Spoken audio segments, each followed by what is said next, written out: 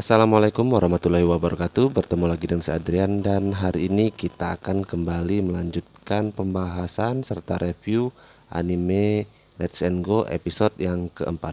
Jadi tonton terus sampai habis ya. Tapi sebelumnya saya mau minta bantuan teman-teman semua untuk subscribe channel ini karena satu subscribe dari teman-teman sangat berarti untuk saya. Dan tanpa lamun cawa di awal, mari kita masuk ke review serta pembahasannya.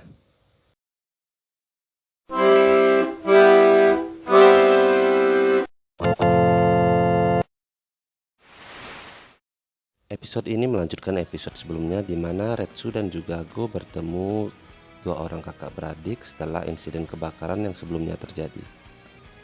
Dan ternyata pemilik dari Three Dagger X adalah Ryo Takabat, kakak dari Jiromaru. Di sini Ryo berkata bahwa ia dan Jiromaru datang ke tempat ini untuk menemui Retsu dan juga Go. Dan setelah memperkenalkan diri serta memberikan selembaran tentang balapan Mini 4WD, Ryo dan juga Jiromaru pergi tanpa berkata-kata lagi. Lalu scene berpindah ke toko perlengkapan Mini 4WD Sagami beberapa waktu setelah insiden kebakaran terjadi. Dan inilah dia ya pemilik tokonya sekaligus ayahanda dari Jun yang kita panggil saja dia Pak Sagami.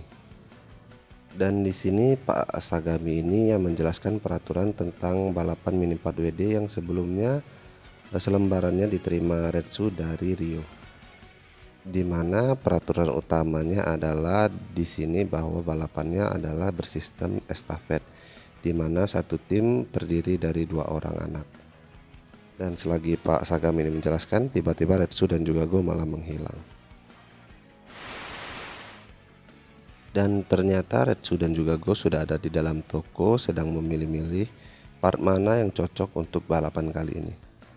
Dan ternyata ya trek yang akan digunakan pada balapan kali ini adalah trek yang terbagi menjadi 2, di mana bagian pertama itu adalah trek dengan karakteristik teknikal atau banyak tikungannya, sedangkan bagian akhirnya atau bagian keduanya itu adalah jalur lurus yang cukup panjang. Dan sebenarnya ya balapan ini adalah balapan yang sangat cocok untuk Seiba bersaudara karena Sonic milik Retsu adalah Mini 4WD yang berkarakteristik sangat baik di trek teknikal, sedangkan Magnum milik Go adalah Mini 4WD yang sangat unggul pada trek lurus yang panjang dengan kecepatan yang tinggi. Dan ternyata Jun yang berada di dalam toko merasa cukup kesal ya karena saat ia bertanya tentang beberapa hal mengenai Mini 4WD, Retsu dan juga Go malah mengacuhkannya.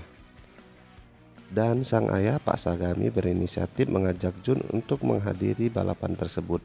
Sekaligus ia juga membuka stand pada hari pelaksanaannya. Dan inilah dia ya yang namanya peribahasa sekali tepuk 2 nyamuk yang kena. Dan di sini juga awal dari ketertarikan Jun pada dunia Mini 4WD. Lalu scene beralih ke kediaman Seiba bersaudara di mana Retsu dan juga Go baru saja pulang dari toko perlengkapan Mini 4WD Sagami.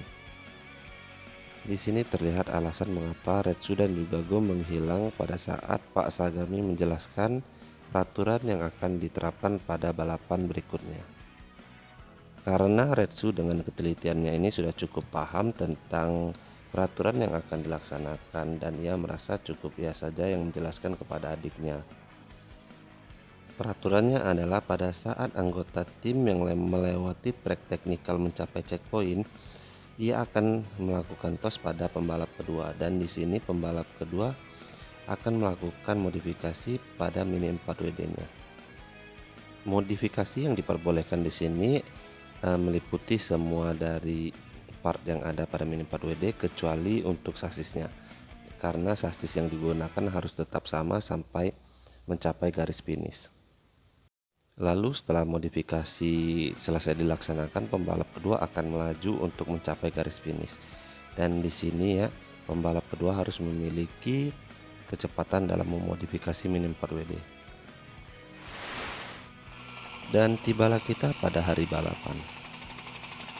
Di tempat ini Retsu dan juga Go bertemu Profesor Tsuchiya ya, yang ternyata sedang berbicara dengan Jiromaru dan juga Ryo.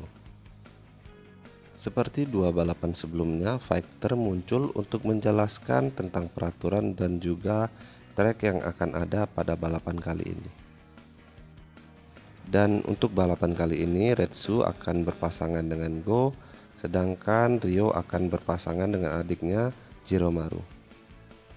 Agar tidak tertinggal dengan mobil yang akan melaju cepat menuruni bukit, maka peserta balapan pada hari ini dilengkapi dengan sepatu roda.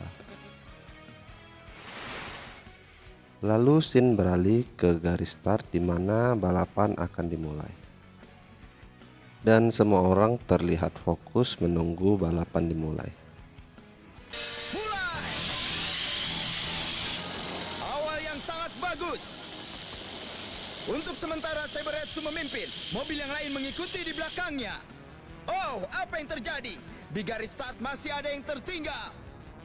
Ternyata Tri-Danger X, Jiromaru masih belum memulai. Kenapa? 100 detik. Aku akan memulainya setelah 100 detik. Apa? Apa maunya? Dan ternyata tim Takaba ini cukup sombongnya dengan melakukan start lebih lambat 100 detik dari para pembalap lainnya, atau yang biasa disebut oleh orang-orang Spanyol itu dengan kata-kata ngepur. Dengan hal tersebut nampak jelas ya kepercayaan diri Ryo dan juga Jiromaru terhadap Tridagger X milik mereka. Dan setelah 100 detik, Tridagger X pun melaju memulai balapan. Tapi di sini jarak antara Sonic yang memimpin balapan dengan Tridagger X yang baru saja memulai balapan sudah sangat jauh. Ditambah lagi dengan laju Tridagger X yang sangat tidak stabil di tikungan, dikarenakan Tridagger X ini hanya dipasangi dengan dua roller saja di bagian depan. Berbeda dengan Mini 4 WD lainnya di balapan ini yang dipasangi dengan 4 roller, yaitu di bagian depan dan di bagian tengah. Hal ini memang memberikan kecepatan yang bagus, tapi akan melambat pada saat menikung dikarenakan bodi Tridagger X ini akan membentur dinding dari trek yang dilaluinya. Dengan hal ini, jarak antara Sonic dan juga Tridagger X makin menjauh, namun Ryo masih terlihat tenang. Lalu setelah melewati trek teknikal yang cukup panjang, Retsu dan juga Sonic yang memimpin balapan tiba di checkpoint dan melakukan tos dengan Go. Lalu Go melakukan modifikasi pada Sonic dengan mengganti dinamo, gearset dan juga bodi Sonic dengan bodi Magnum. Lalu setelah melakukan modifikasi, Go yang telah merubah Sonic menjadi Magnum mulai melanjutkan balapan. Terlihat tim Seiba semakin jauh memimpin balapan dengan Magnum yang melaju dengan kecepatan tinggi. Ditambah lagi sebelumnya Retsu dengan Sonicnya telah memberikan jarak yang cukup jauh dengan pembalap-pembalap di belakangnya. Lalu Profesor Tsuchiya berkata bahwa Magnum kali ini terlihat lebih cepat karena tidak terpengaruh oleh daya tekan ke bawah yang diciptakan oleh angin. Hal ini disebabkan karena Magnum dimodifikasi lebih mendatar dan hal ini membuat udara tidak membentur bodinya dan menekan mobilnya ke bawah. Dan hal ini membuat laju dari Magnum sedikit mengambang tanpa terpengaruh aliran udara.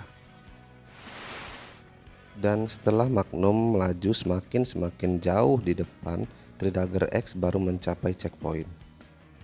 Dan setelah Ryo mengganti dinamo serta gearsetnya dengan gaya yang sangat keren pada zamannya, Tridagger X pun mulai melaju. Namun pada saat di lintasan, Tridagger X terlihat tidak bergerak. Namun kemudian Tridagger X mulai melaju perlahan. Hal ini diakibatkan karena Ryo mengganti rasio gearsetnya dengan perbandingan yang cukup jauh antara counter gear dan juga axle gearnya. Hal ini untuk menciptakan top speed yang sangat tinggi namun sangat buruk pada akselerasinya. Dan pada saat mencapai top speednya, Tridagger X ini melaju dengan kecepatan yang sangat luar biasa karena memang settingannya difokuskan untuk mencapai top speed yang sangat tinggi. Dan dalam waktu singkat, Tridagger X sudah menyusul Magnum yang memimpin balapan. Ditambah lagi bodi dari Tridagger X ini dirancang untuk memanfaatkan daya tekan ke bawah yang dihasilkan oleh udara, sehingga lajunya seperti ditarik oleh lintasan. Dan sekarang Tridagger X yang sebelumnya telah ngepur sebanyak 100 detik dan juga tertinggal jauh di belakang, sekarang telah memimpin klasemen dan mendahului Magnum yang berada di depannya tadi. Dan kini kedua mobil yang memimpin balapan mulai mendekati garis finish. Namun sebelum memasuki garis finish, mobil-mobil akan melewati trek yang akan menurun dengan sangat tiba-tiba.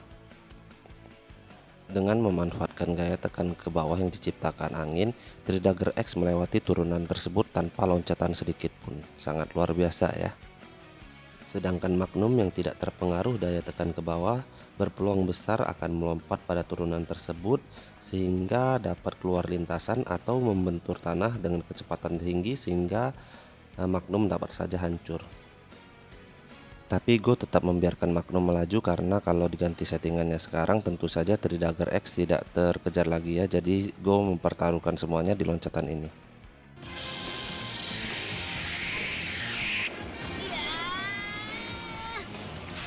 Magnum terus melayang ke arah garis finish. Dia mendekati Tridagger X. Siapakah yang akan menang?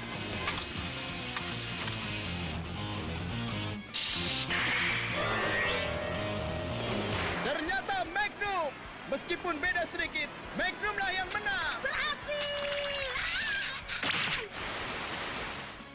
Dan akhirnya tim Seba menjadi juara balapan kali ini, sedangkan tim Takaba menjadi juara kedua. Tapi kalau diingat lagi ya, tim Takaba ini dengan Tridagger X-nya sudah ngepur sebanyak 100 detik di awal balapan. Namun bisa saja ya, itu taktik dari Ryo Takaba agar Tridagger X ini melaju belakangan terpisah jauh dari mobil lainnya, agar Tridagger X ini tidak menabrak mobil lainnya. Karena di awal balapan terlihat ya, laju dari Tridagger X ini sangat tidak stabil pada trek dengan tipikal teknikal yang banyak tikungannya.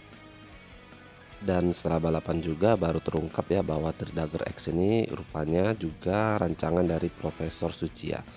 Nah, dan belum diketahui ya apa alasan dari Profesor Tsuchiya ini membagi-bagikan Mini 4WD yang belum dirilis kepada anak-anak tertentu.